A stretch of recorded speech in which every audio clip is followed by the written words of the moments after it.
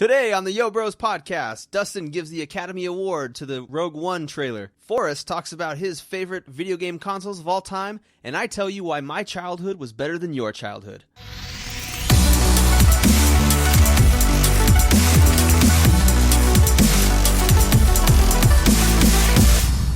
Yo, bros! Save it to the end. Oh, sorry. A little too excited. Hey, Forrest.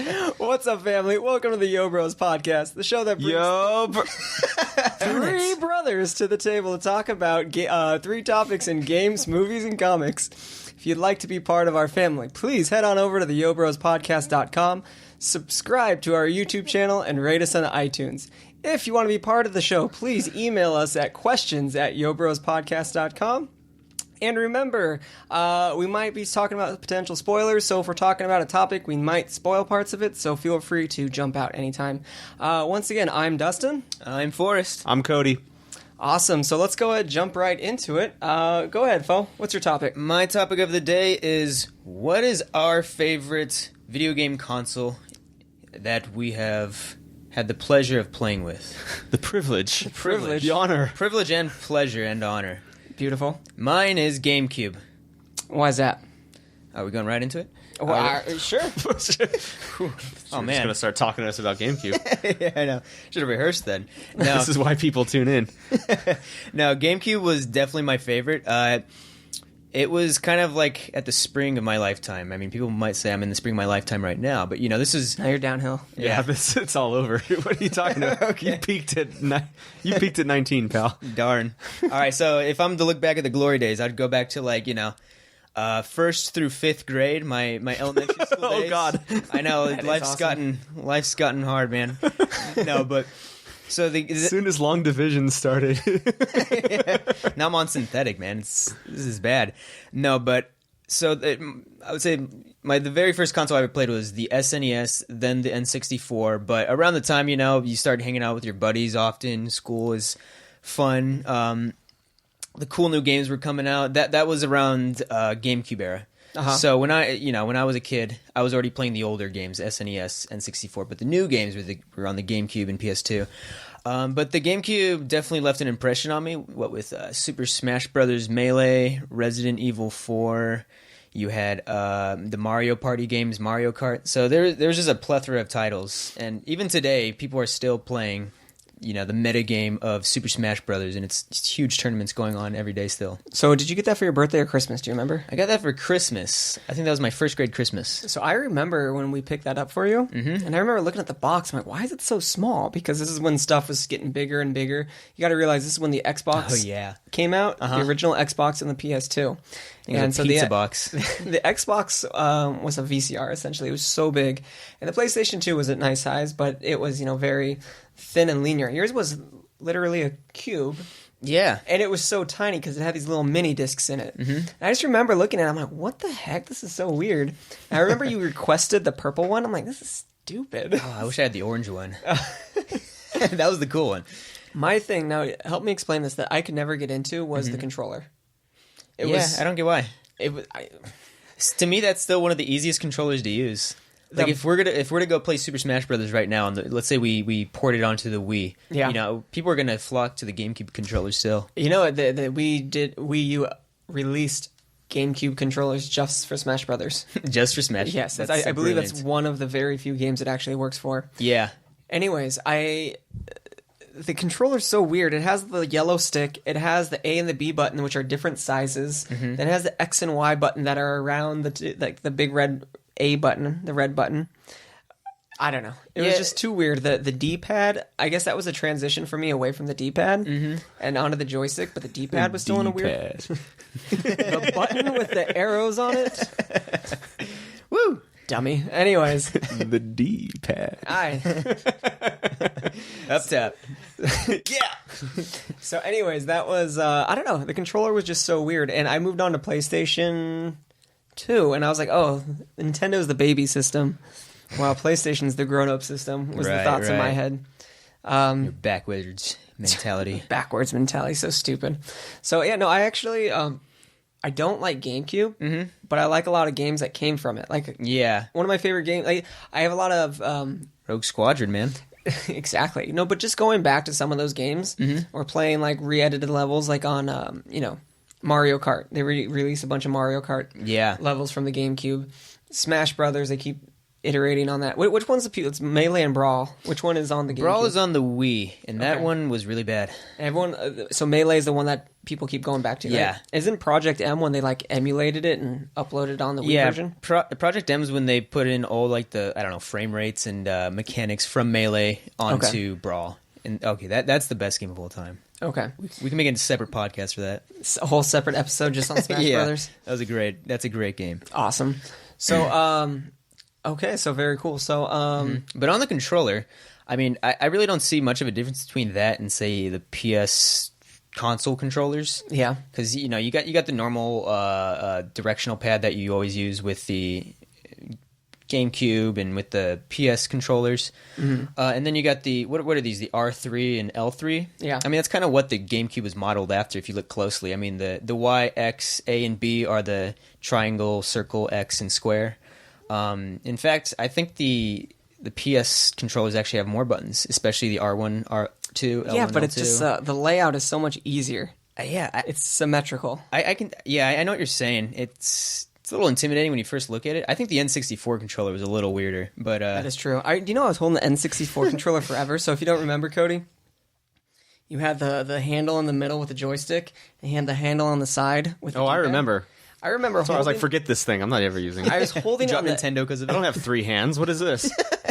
I would hold it on the end where the D-pad is and try to reach my thumb over on the joystick, and I was trying to play. I'm like, why is this so uncomfortable? And I didn't realize till much later that you could hold that center nub. Oh man!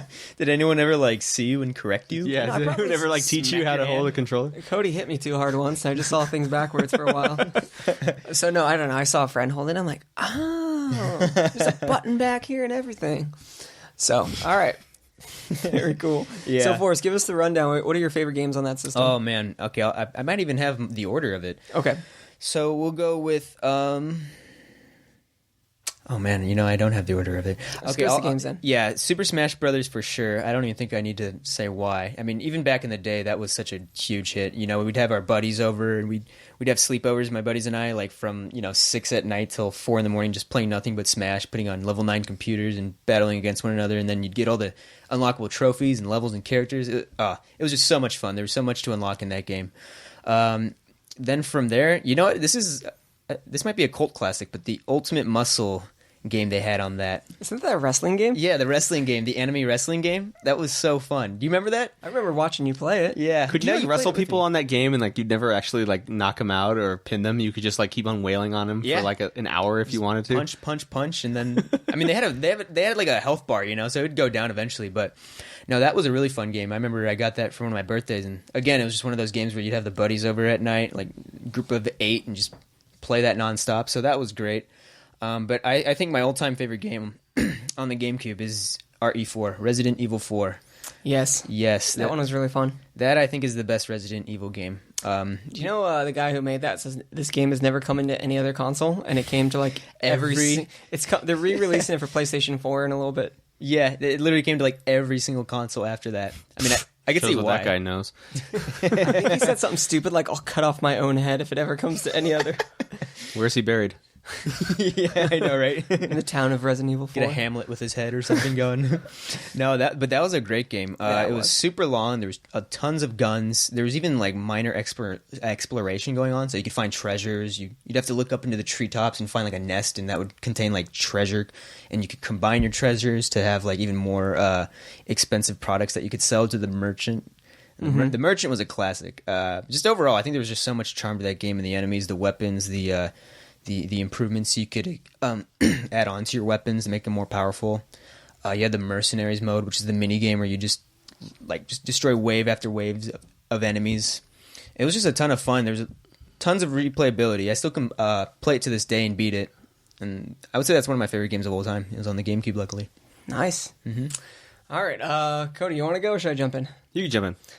So I keep debating between, I think the PlayStation 2. I think I'll stick with that. And the reason why is because Cody got the PlayStation 1. That was his. Cody didn't like to share. And then I got the PlayStation 2 for my birthday, and I was freshman year of high school, and then I walked in and said, "You're gonna share." And before we got there, I remember I got really sick where I got out of school for a week, and this is back in the day of Blockbuster, and you could rent a system. Yeah. And Mom and Dad rented the system for, whatever it was, and I got it for a week. But you had to buy a memory card. So I remember playing Onimusha, and I would, get to that first puzzle, and... The water? Yes, and I would always die on it, and I would have to start all the way back over from the beginning. I couldn't stand that part. But there's just so many great games that I remember getting. So I've never felt this way since then, but playing... GTA 3 for the first time, and you're like, wait, you can go anywhere? You can do what? You can take people out of the cars and you can drive over them? And it was such a novel, crazy idea where you could just go anywhere. Yeah, that was a revolution. It was. And I just remember I was at my old friend Alex's house, and I just see people playing it. I'm like, wait, what is this game? So the Christmas of sophomore year, I got GTA 3, Metal Gear Solid 2, and Devil May Cry. All in one Christmas, and those are like three iconic games where, I don't know, each one was, to me, so different and absolutely amazing, and it's still one of my favorite experiences. I agree. And GTA 3, I remember just playing it, I don't know, with Scott. He came over like at noon and left at midnight. It's just like, that's all we would do is play GTA, and the first time you run over someone, you just can't stop laughing. Yeah. When you start plowing through people. On the way home that night, he ran over 6 people. No joke though, when you beat them up and took their money. When you play that game for the first time and then you hear like a siren, it's like, whoa, Yeah. It's okay, just hide behind this corner. They're never gonna find you. No, I remember I was in third grade back then. I would sneak into your room when you weren't home, and I'd play that for hours until you'd come home. We snuck into his room and beat it one day. Yeah, that was our other brother. Yes, our oldest brother, He did you a favor. I came home from school. He's like, "Oh, You appreciate it. I beat GTA 3 for you. Thanks, bud." So I don't know. You've never thanked him for that. I have never. There's something thanked wrong him. with you. I'm so mean. Oh, the tank cheat codes, by the way. You know what? I never use the cheat codes on any of the GTA games anymore because it's just That's the only game to use them the on. only cool game. The thing I've seen is they have emulators on the PC where you can change it so your gun shoots cars. It's just like launching cars. Yeah, and why not? stuff. That game's really cool. That's one game I regret trading in GTA 5. Anyways, so I had that game. Just like little ones like Warhawk. Eric got us into it and just like, I don't know, flying around. That was really cool. That was PS1. That was PS1. Oh, was it my bad? That game sucks. Give me your mic. So then, what else was there? Onimusha, Metal Gear 2. Onimusha is one of my favorite games of all time. And I do not... Well, they came out with like 3 good ones, and the 4th one I wasn't really into. Oh, 4th one is bad. And I don't know why. They didn't do anything on the PlayStation 3, and there's like a new sole successor of it coming out on PlayStation, so hopefully it does well, because I would love to see Onimusha. Samanosuke! Yes. Jubei! Jubei is my favorite. I like Samanosuke better. Absolutely amazing game. So I really hope that comes back in some sort of capacity. But yeah, Metal Gear Solid 3. So that's my favorite Metal Gear of all time. That's a classic. So yeah, X-Men Legends. even like games like that though, because they don't make games like that anymore. Where it's No. like the mid-tier games, they're all gone. They're either AAA, the best of the best games, or the most expensive games, and they got the indie developers, but that middle tier is gone. Just Yeah. like movies. Exactly. So we don't have that type of game anymore. That was super fun when we would play it, and our friends would come over, do 2-3 player or whatever, and Yeah. just That was crank it up. hours worth of gameplay right Yeah, and it was like designed off a comic book type feel look, and there. Right. yeah. What about you? Any other PlayStation 2 games? Even like Tony Hawk though. That was Oh, Tony Hawk, yeah. But I was able to port that onto the GameCube, man. That's where I experienced those glories. crazy Oh, buttons. yeah, I should have mentioned Underground 1 and 2, Tony Hawk's. Now, the Jeopardy games, Mm-hmm. Yeah. Jeopardy games. Jeopardy. So Cody, you were still playing PlayStation 2, right? I was still playing PlayStation 2. I really enjoyed it. So what were some of your... Well, I mean, my games from that were like Metal Gear 2 and 3, and like the X-Men Legends game, and I think we were still buying Madden games at that point. Because freaking one of it broke our system. Yeah. Blockbuster used to put a metal strip going down the disc, and the disc would wobble and jack up the laser in your PS2. So yeah, the Madden games. That was fun. Twisted Metal. Twisted Metal. Guitar Hero. Oh. Yeah, that's one we forgot about. Guitar Hero was classic. I remember I don't know if I made you, but I highly recommended you get it for your birthday. Yeah. And oh man, I remember breaking up with a girlfriend, and all I did for like a summer was sit in there with like the lights off, and just play do do do do do freaking Incubus and Jimi Hendrix. And I did not grow up liking that type of music, and because of that game, I started liking other type of music. Cowboys from Hell. You guys really like Devil May Cry too. That was another one. That was one of the 3 games I got. And I really dug like some of the kind of, the other genres like racing, and there was like Gran Turismo and those games where I would just play the heck out of them and buy all kinds of cars and soup them all up and stuff like that. I was really into that game for a while. I even have like random memories of the Lord of the Rings game, the Two Towers. So the movie they used to come out the movie games with Lord of the Rings, and it was just like a real fun 2, 3, 4 player game. And I remember, Forrest, how old were you? You were young. I was like 4th grade. 4th grade. We were playing it, and I remember you're like, I think it's time to go to bed. I'm like, pick those sticks up. We got to beat this game.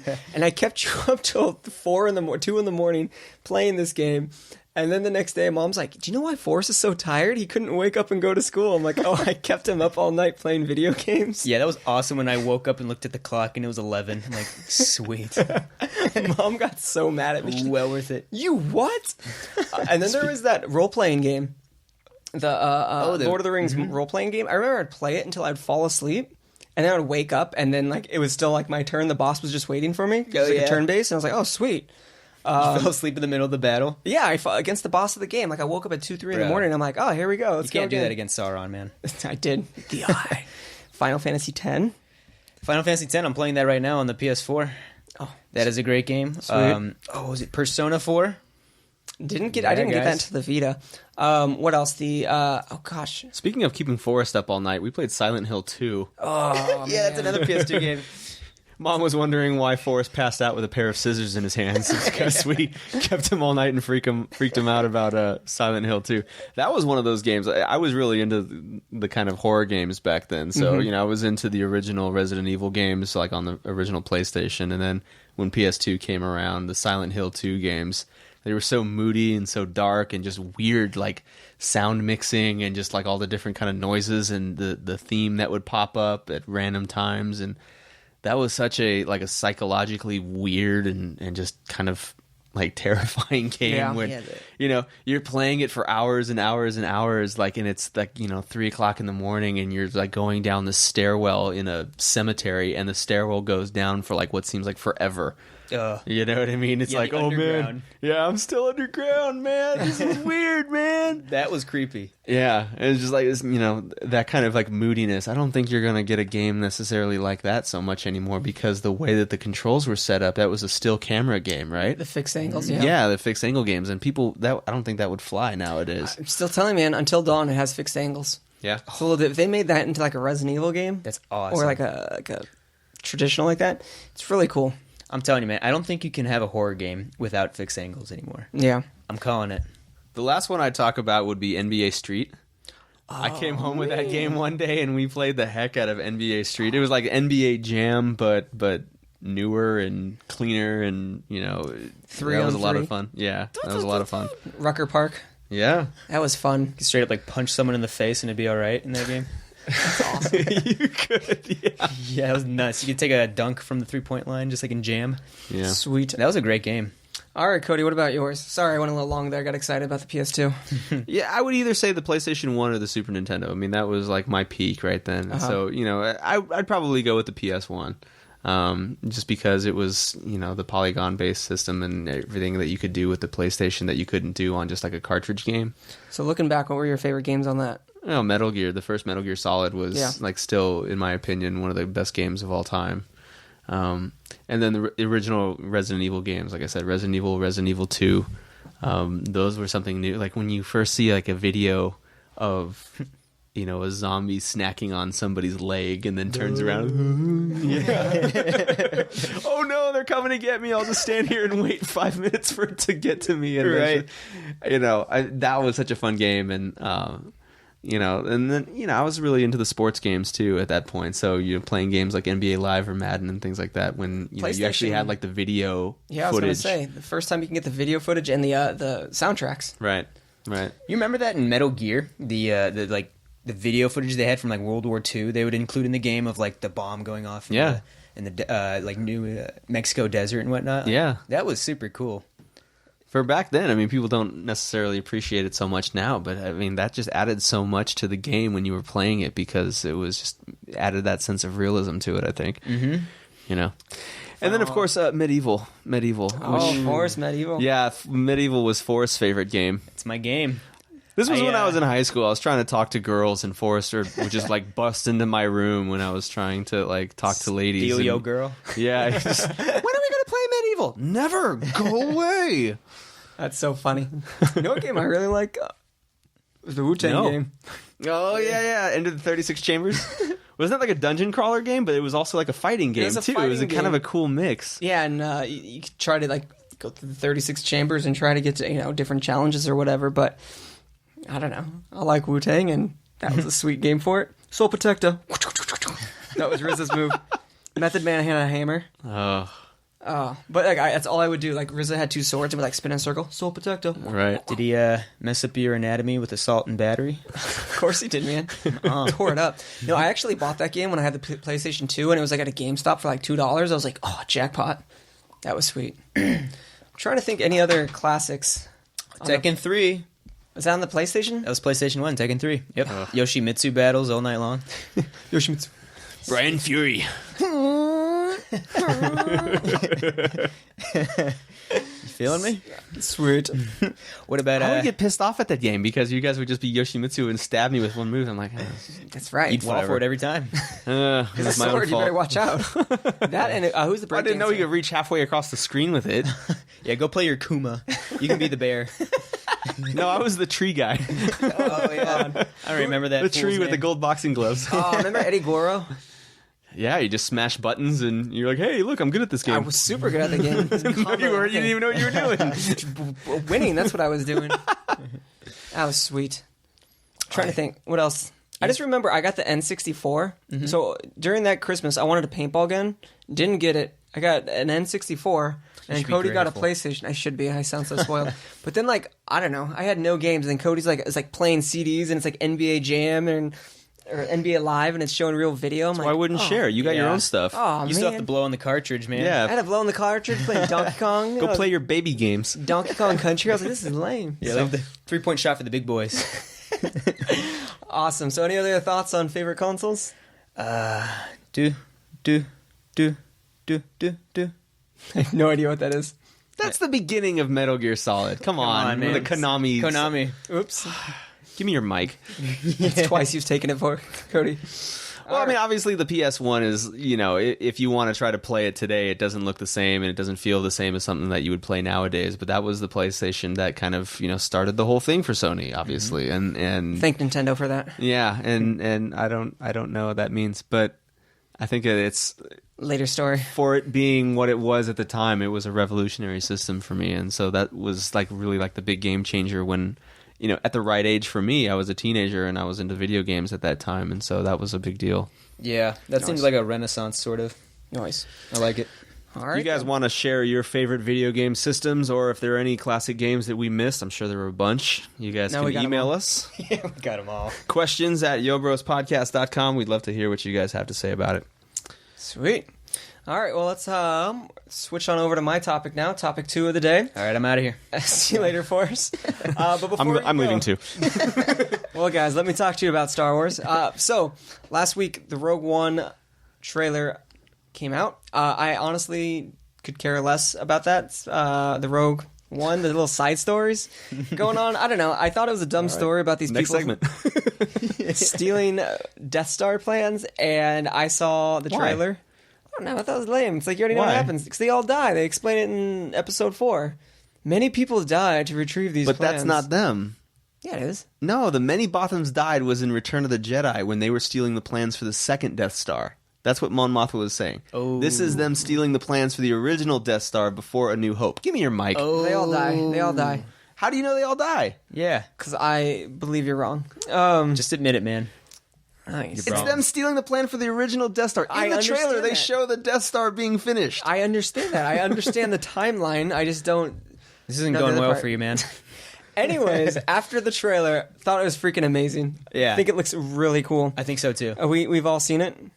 Yeah, I was kind of in the same boat as you. I'm like, oh well, it's not like the main storyline, so I'll wait out. But I'm glad I watched the trailer early on. Yeah, I'm really curious. A lot of my students who haven't grown up with the lore of Star Wars are like, wait, this has nothing to do with Rey and Finn and everything. It's like, no, this has to, explain the story, explain the timeline, like how it's every other story.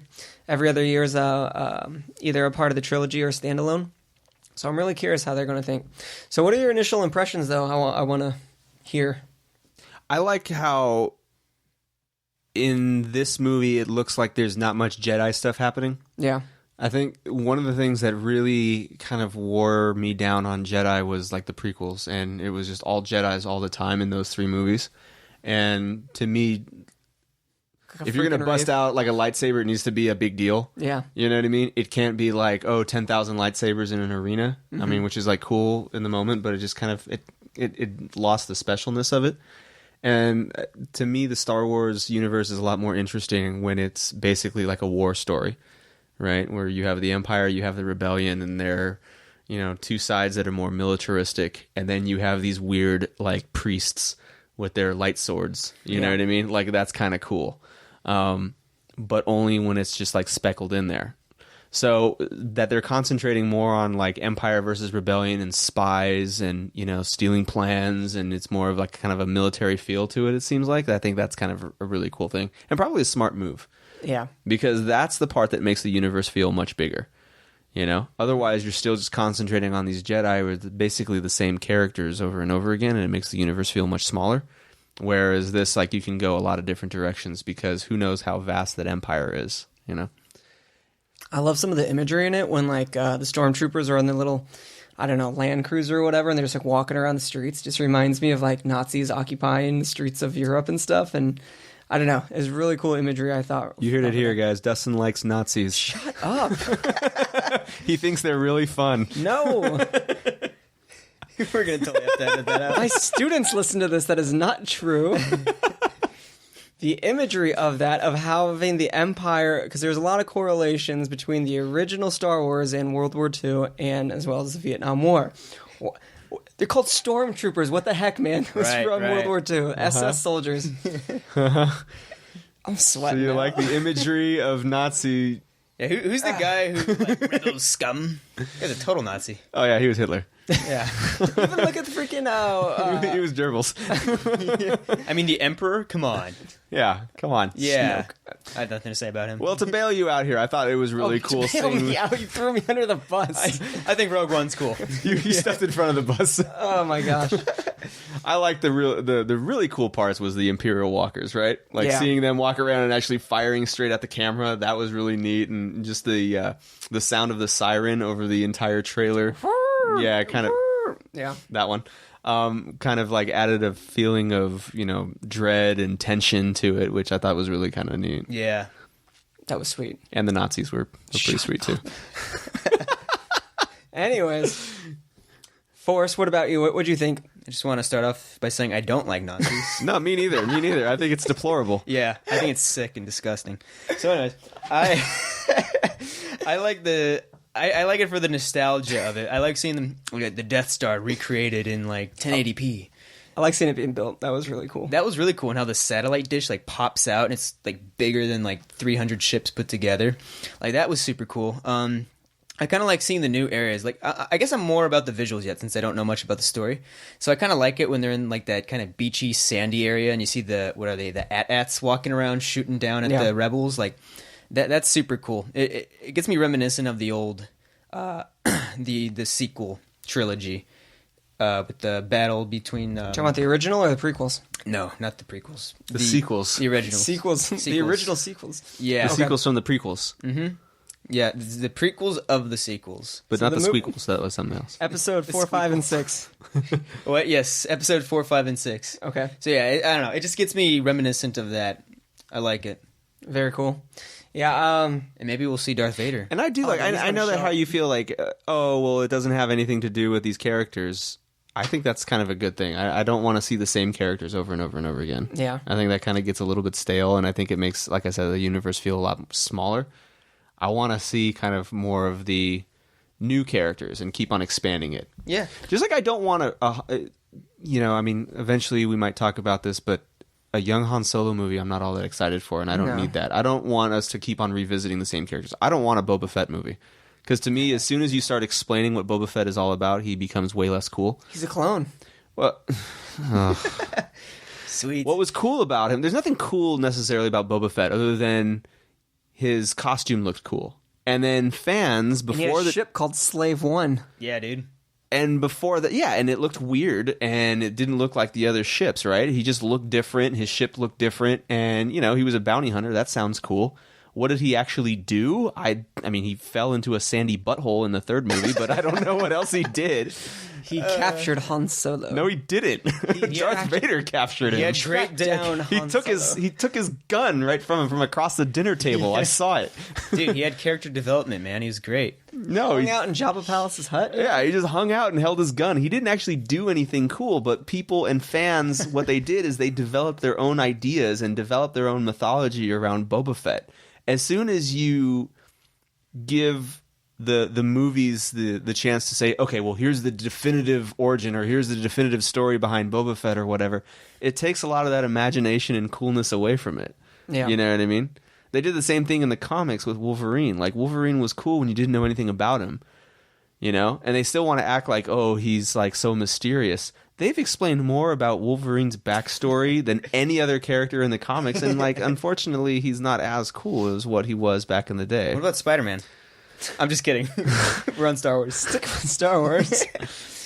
No, I kind of agree with you.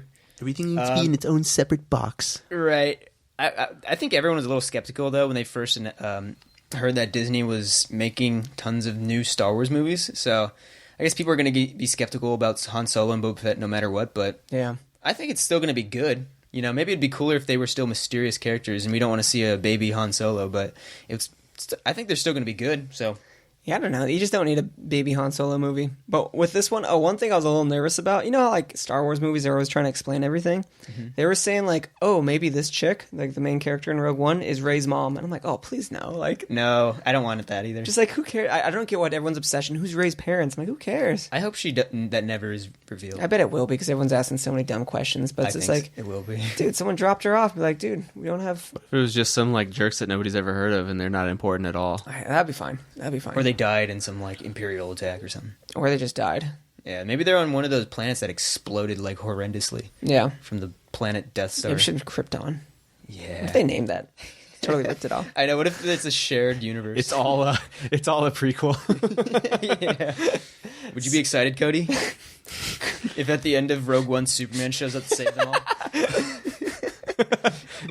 Yeah, I'd like that actually. He jumps in front of the Death Star's beam. His Krypton gets exploded.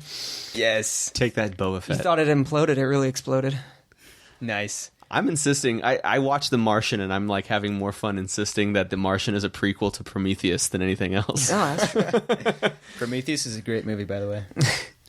Good, because you're getting another one. Yes. Enjoy it. I'm going to see the alien planet with the white slug people. Good. Yes. Any other deep philosophical thoughts on Rogue One Yeah. think I've and its shared- trailer? I think I shared enough. Meta-analysis. I think you showed enough. Yeah. Honestly, though, I'm really excited with it. I think everything they show is awesome. The new characters I'm really intrigued about. I want their toys whenever they make them of Forrest Whitaker and that samurai character.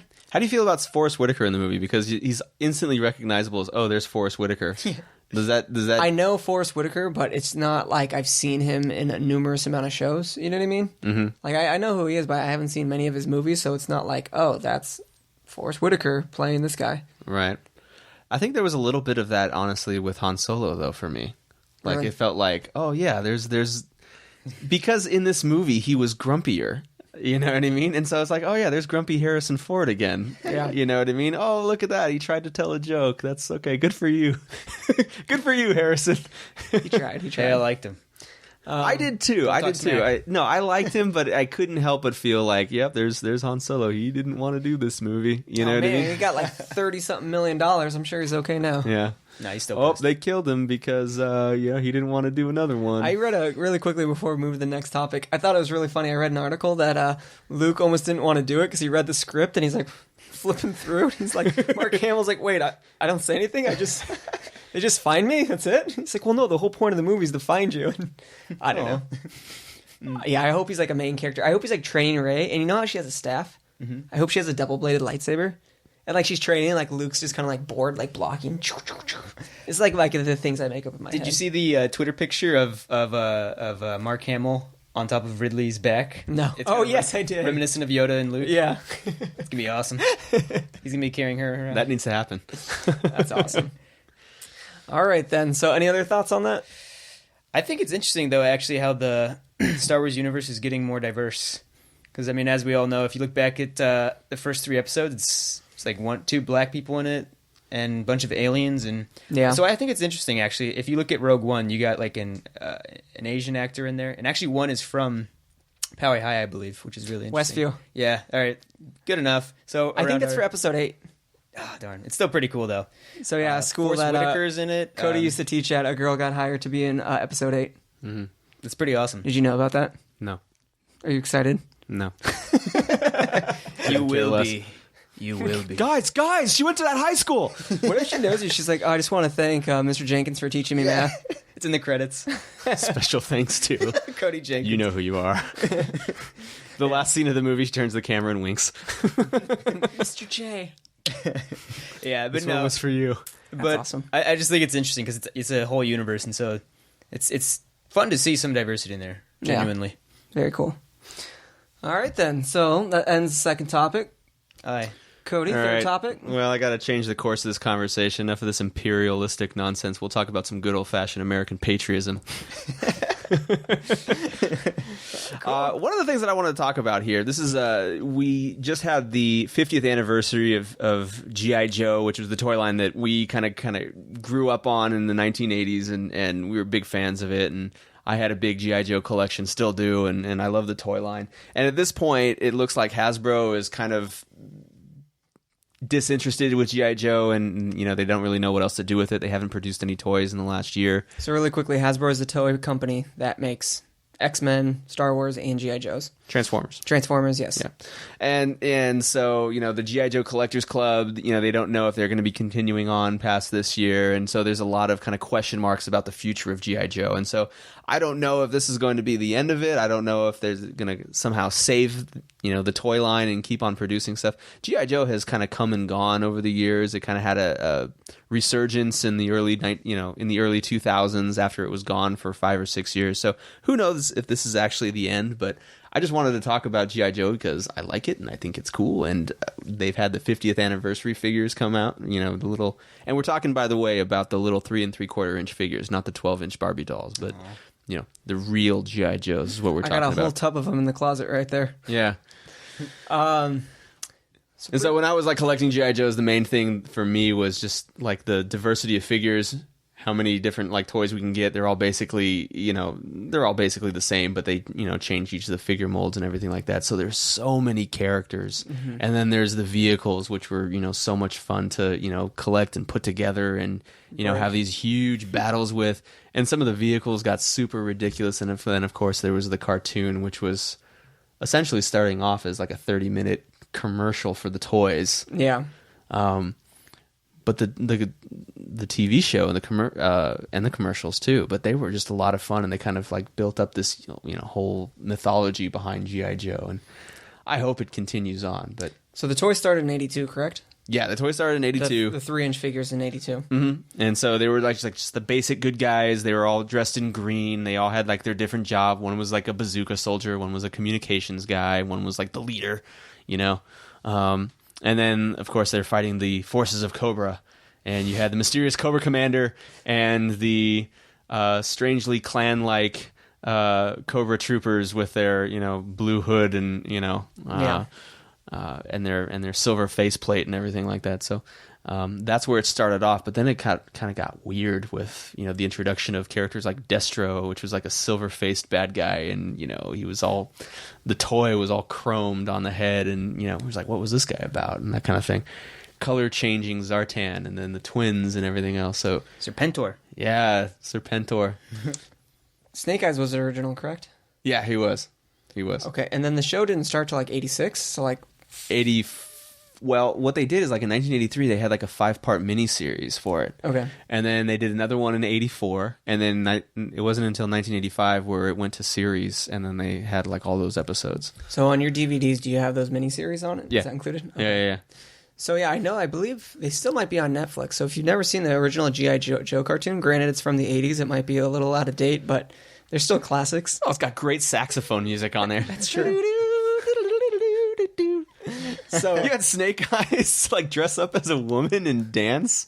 You remember that? They were playing the saxophone, and then they actually had the wolf like put on sunglasses. And we're not selling the show very well, but it was a lot of fun, man. I want to see it now. It's the only reason. Boris, did you see the cartoons? I did. So Cody had them on like tons and tons of VHS tapes, if I remember gosh, correctly. he bought them from eBay from a guy who recorded off just a set of tapes, and some of them were unwatchable because the film was so... Oh, the tracking was bad, and there was all static and everything all over it, and so it was really tough to watch some of them. Some of them came out really, really good quality, and some of them just didn't. Man, that was rough. But we watched them all, man. We sure did. I can just watch them on your phone, like anywhere in the world.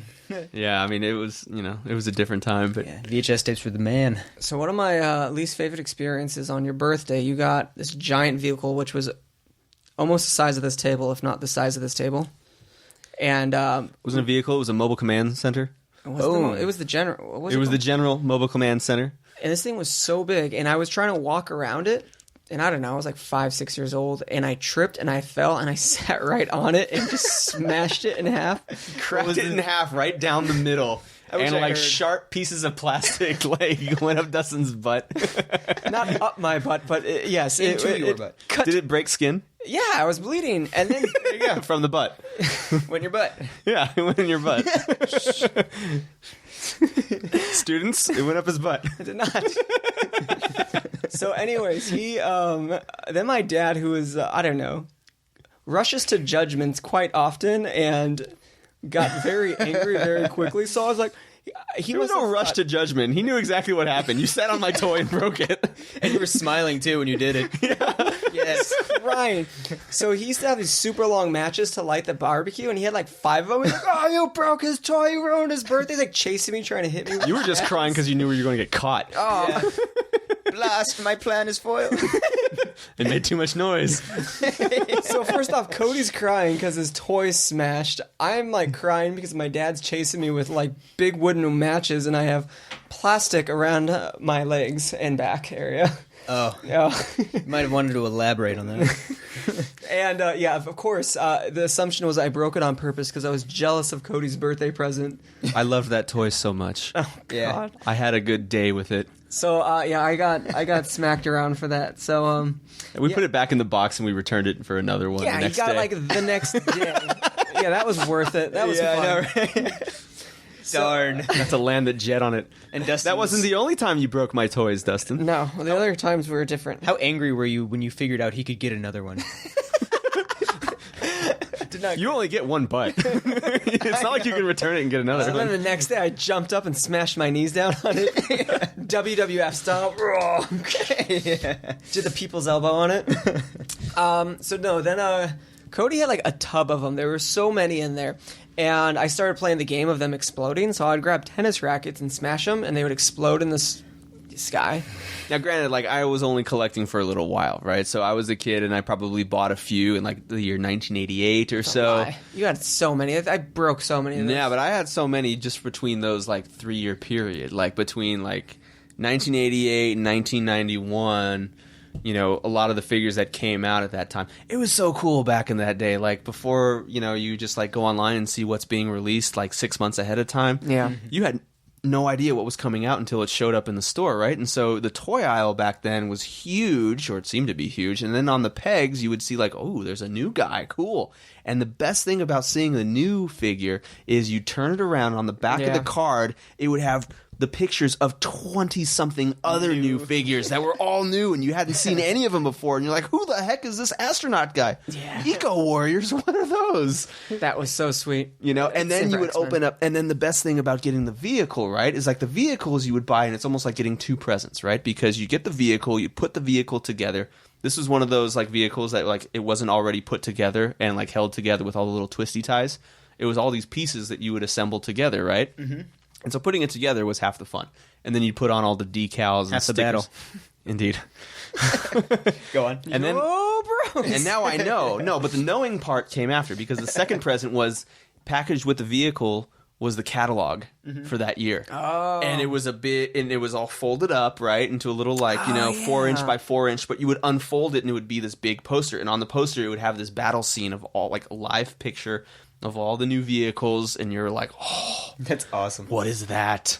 You know what I mean? And then you flip it over, and then there's like all the different like action figures, and of course they pose them really awesome, and they sit them on top of like this big like rocky diorama with Yeah. a swamp next to Kind it. of like and stuff the that. Comic Con thing. It's kind of like the setup of the G.I. Joe battle they had at Comic Con. No, Except I remember such pictures. Okay. Yeah, they'd like have pictures of like a diorama with like all the figures set up and all the vehicles set up and these different like type of like exotic locations and stuff like that. And it was so cool. And I would just like I'd play with a toy, but then when I was done playing the toy, I would just be looking at that catalog piece for like an hour and be like, I need that one. so obviously I was jealous of all your toys, so I broke them all. Right. And I remember that day. You saw you actually all of them broke all broken. of his figures, right? Like All of them. 100, man. It wasn't 100. It was a lot, but I seemed like 100. Smacked the heck out of those with the tennis the racket. carnage just went on for hours, didn't it? No, it was very You had slowly. time to change your mind, It and was you very didn't. slow. You're I like, remember no, you know what? This is a good idea. My I'm going to keep childhood going. friend Ben was like out I there, am and I was having like, "Watch fun." this!" And it was who's the snow trooper? Super. The yellow, red goggles. He had the snowboard. Snow Serpent. Just threw him up and bam with the tennis racket. Why? I had didn't issues. make good choices. I just made choices back then. He felt real good about himself. He did. He was smiling, Until I came laughing. home. Yeah. Oh man, no! Until you found out, I just remember the bin was full, and then slowly and slowly and slowly, Cody was like, "Where's all my GI Joes?" And then I was like, "Oh, I've been breaking them all." And Cody had no trouble taking his fists out of his pockets back then. So then, like, Mom's like, "Don't worry, we'll buy new ones." But that was right when they like switched to the rainbow color GI Joes, and they moved away from the military style. Well, and they discontinued it like soon after that too. You couldn't get them anymore. Well, you bought them all again. Well, okay. So then fast forward until I was in college, right? And so like remember around this. like the year 2001, I'm in college, and that's when eBay became a thing. And man, I just like Wasn't got this. even eBay? They re-released like the 2-packs. Right. So they had like a 40th anniversary or something like that where they released some of the 2-packs. And so just on a whim, I got one like for Christmas, just kind of like for myself as like a fun little thing. But that got me back into it. And of course now there was the internet, and so I could kind of go on, do some research and look up like, oh, who are all these figures and who are all these characters? And I kind of, got sucked back into it. Just like you're able to do, anyone ever feel that way? Like you're kind of nostalgic about something, and then you just start like you go on the internet and you just go down that rabbit hole. That's and why now I bought all of a a Wii sudden, U. yeah, now you're into it again. And luckily there was this other website called eBay that allowed me to, buy up all those vintage figures. And that's when it really exploded, because not only did I buy the figures from 88 to 91, I bought the figures from 82 to 91, and the vehicles. And there was a few years I forgot there. you had all the shelves going around your room with all the vehicles. Oh yeah, I mean I have a lot of those vehicles. It's all in storage still. They're all in storage, and God, I hope they're still like in decent shape. But You got like a rat. once I get like I'm sure I've got like a rat like in the cockpit, like making its home. He's gonna open it up, just gonna be like a skull. It's just like Cobra. Oh man, you're gonna have a rat just eat its way through all of them.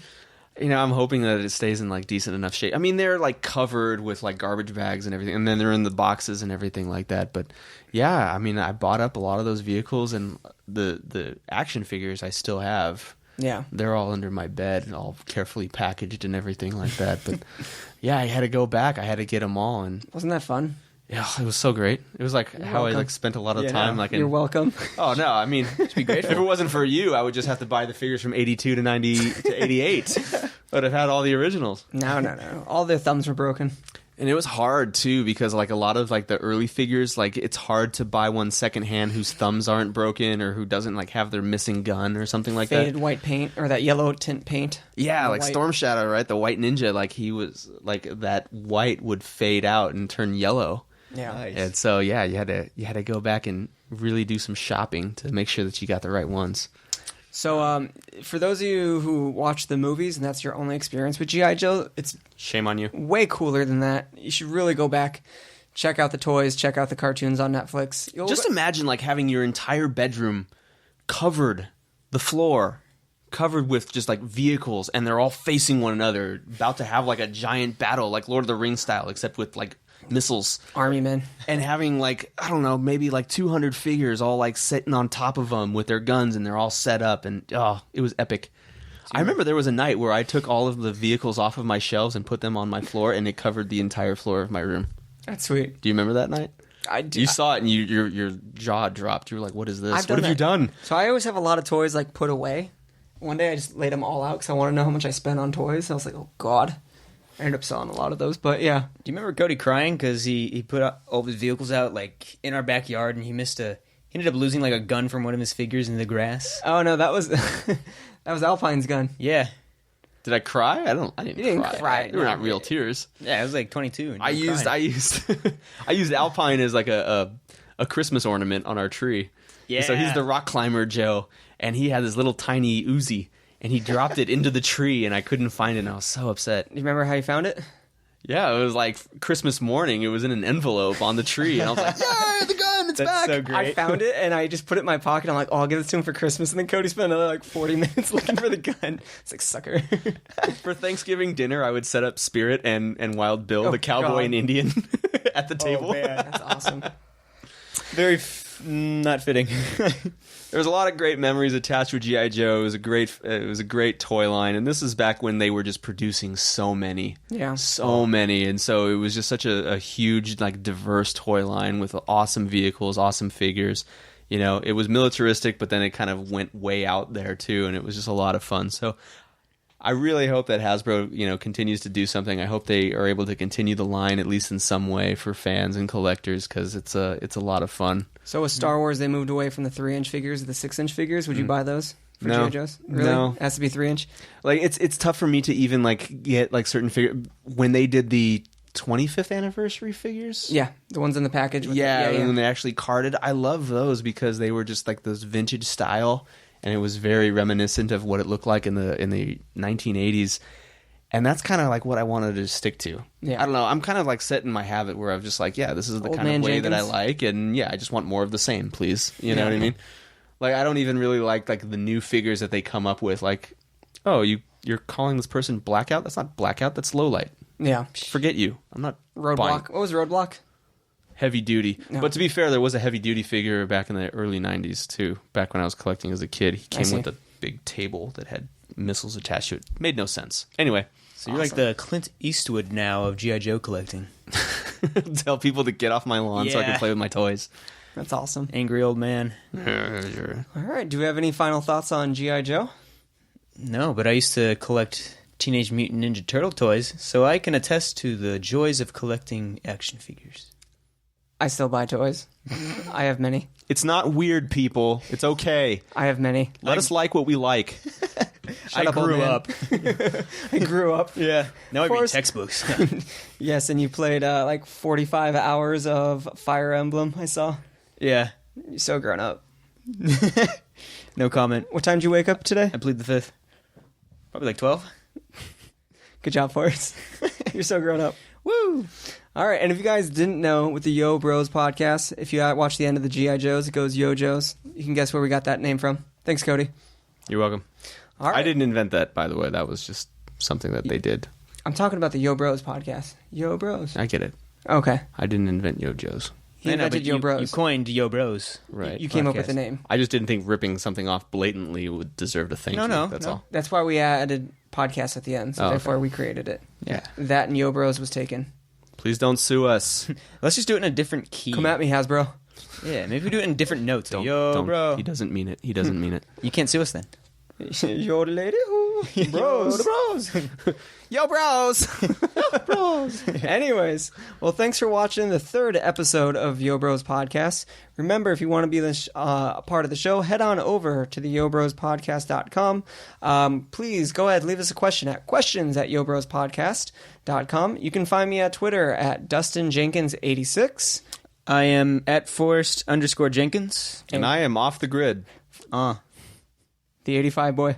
The _85 boy. Wait, before you do that. 1, 2, 3. Yo, bros! Make sure you share the word about us. Tell other people about our podcast. Spread the word. Spread the love. We would really appreciate it. We need you. Yes, Uncle Sam. subscribe to YouTube. Like us on iTunes. All that fun stuff. Thanks, guys. See ya.